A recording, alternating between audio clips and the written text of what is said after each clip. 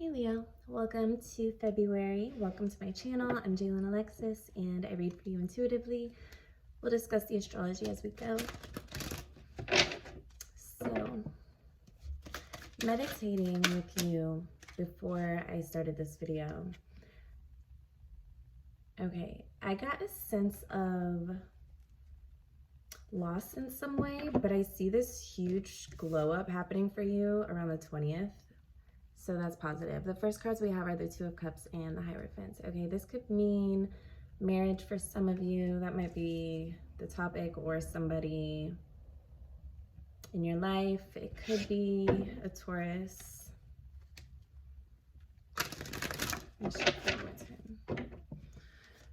So on the 20th, the super new moon in Pisces happens in your 8th house. Okay, the 8th house is a lot of transformation.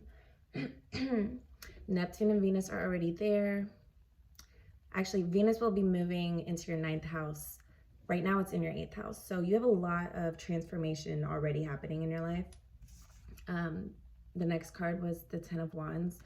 You might be feeling like you're putting a lot of work into relationships, or like relationships are too much work right now and you'd rather work on yourself. I'm not saying, give up on anything, but it's critical to take time to yourself, especially if you want the levels of transformation that are available to you right now.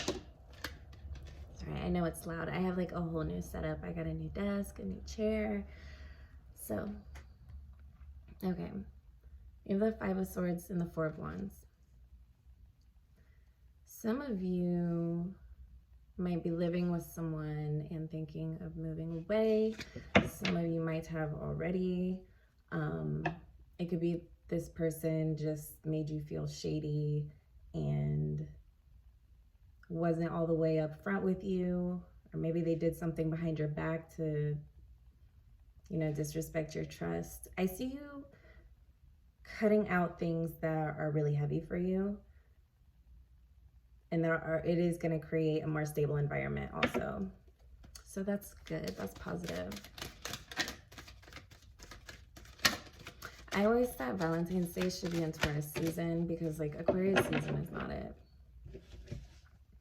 Okay, we have the Hanged Man in reverse, the Death card, and the Four of Cups.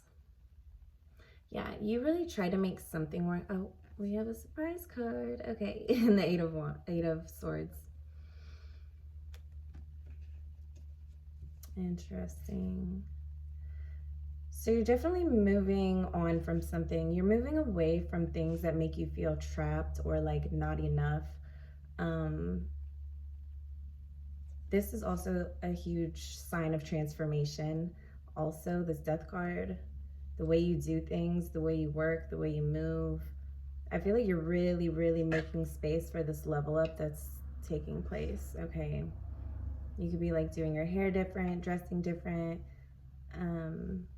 but it's so much deeper than that. It's so much deeper than surface level things, but it's also the surface level things because they all kind of matter.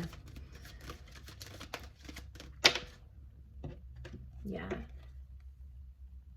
You're decided how you want your life to be, how you want your home life to be, how you want your relationships to be. And I think you're willing to put in the time to build the foundation for something like that. Okay, the King of Swords is really just like had enough of the bullshit. Okay, the nonsense is being cut out. Yeah, like you're really done with some shit.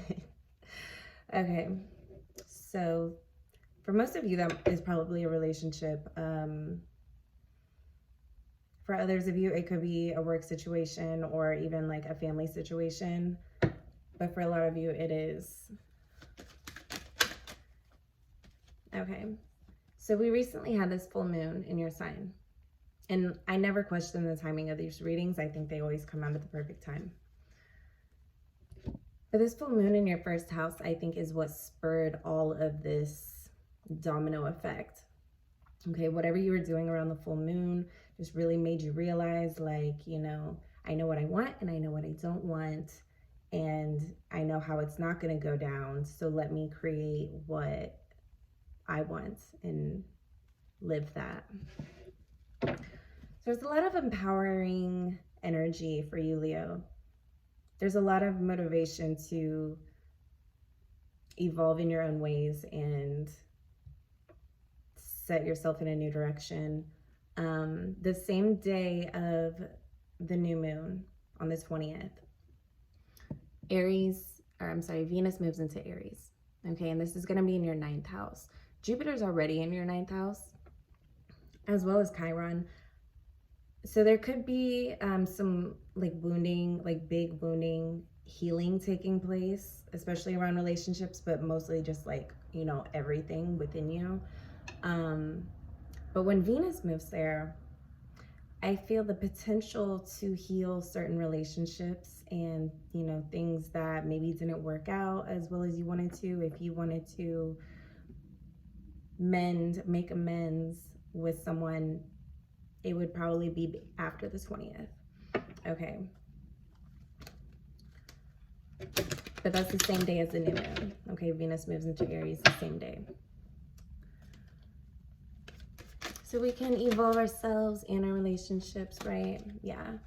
So this is one of the Aries cards.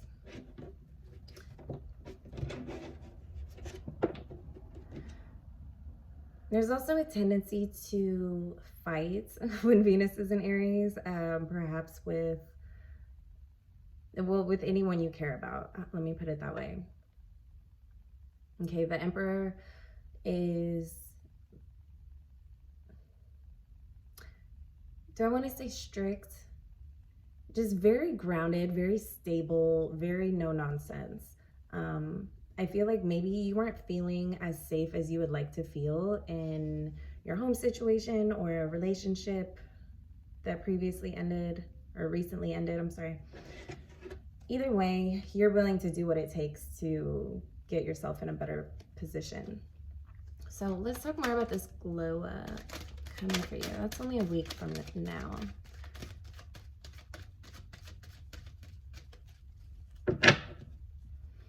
Let's talk more about that. The direction we're moving.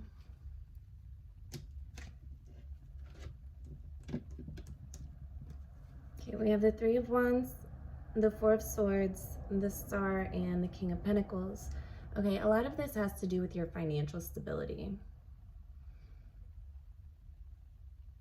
Okay, you being aligned with this new version of yourself requires you to be very balanced and like rested. Okay, you make sure to get enough sleep at night so that you don't feel groggy in the mornings. You know, you're not staying up late, like, you know, not setting yourself up to be good to go the next day.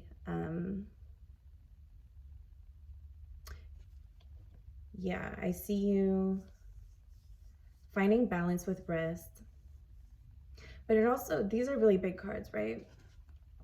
Okay, this is you being aligned with stability and financial prosperity. And some of you are meant to work for yourselves, okay? Maybe not all of you, but some of you are meant to work for yourselves and your path is aligning. It's like things are breaking down the way they are because they have to rearrange in order for you to get that desired effect in your life.